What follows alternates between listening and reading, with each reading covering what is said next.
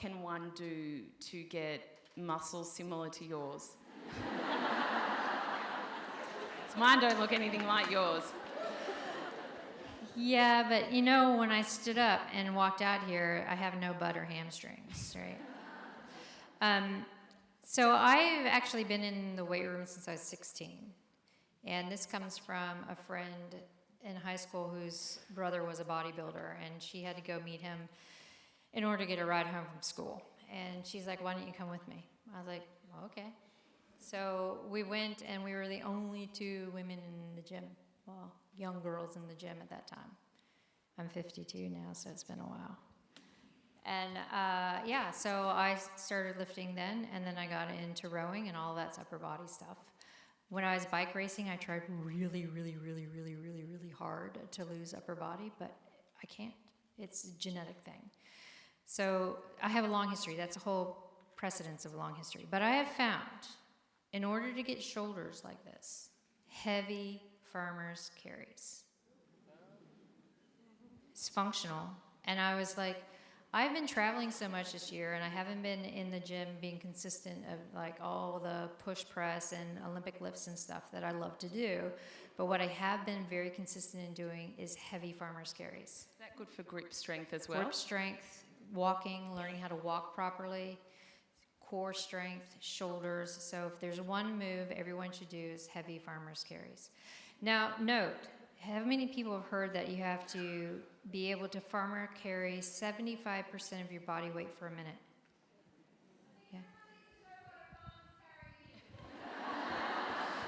I will show you in a minute, but I have to tell you about the 75% of your body weight stuff. That is made up from bro science.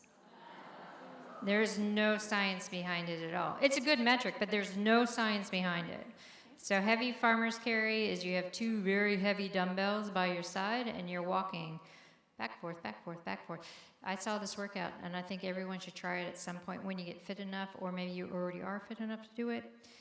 500 meter ski, 500 meter heavy farmer's carry, 400 meter ski, 400 meter farmer's carry.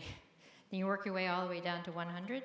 And then if you really have anything left in the tank, you go back up. I did not. I died. If you didn't, good luck to anyone else. Yeah. So yeah, farmer's carry, one of the best movements you can do.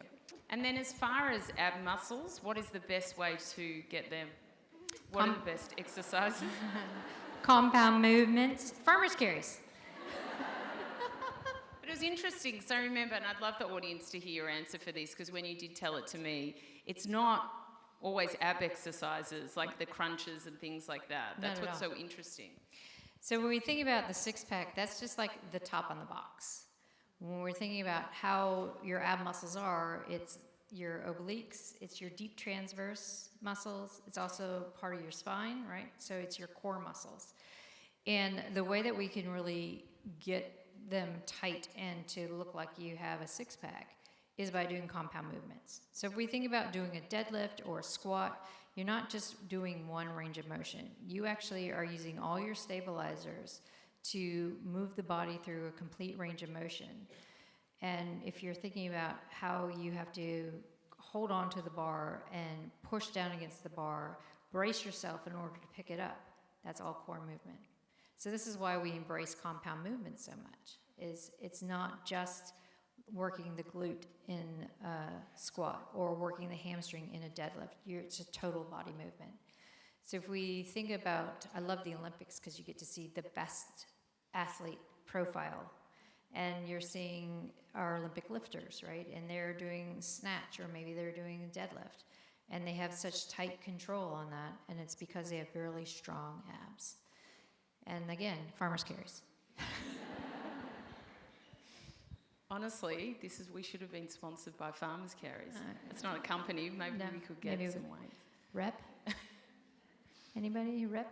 So I know people are probably sitting here as well and thinking to themselves, because I would be like, how many times a week do I need to do this? And I don't want to be too finicky on it so people become obsessive, but realistically, how many times a week should someone be looking to do these sort of exercises, and like what length of time?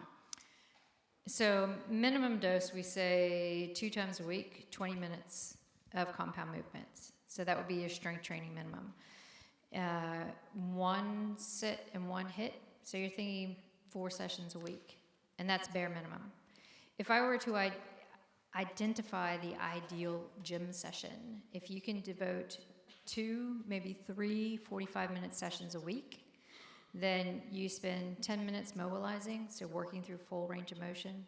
You have another 20, 25 minutes of compound movement. So this is your deadlift, your squat, your bench, or something to that effect, where you're picking one compound movement to focus on. And you finish up with some sprints. So you're in and out in 45 minutes. You've hit all the keynotes, and you can do that 2 to 3 times a week, done and dusted. Amazing.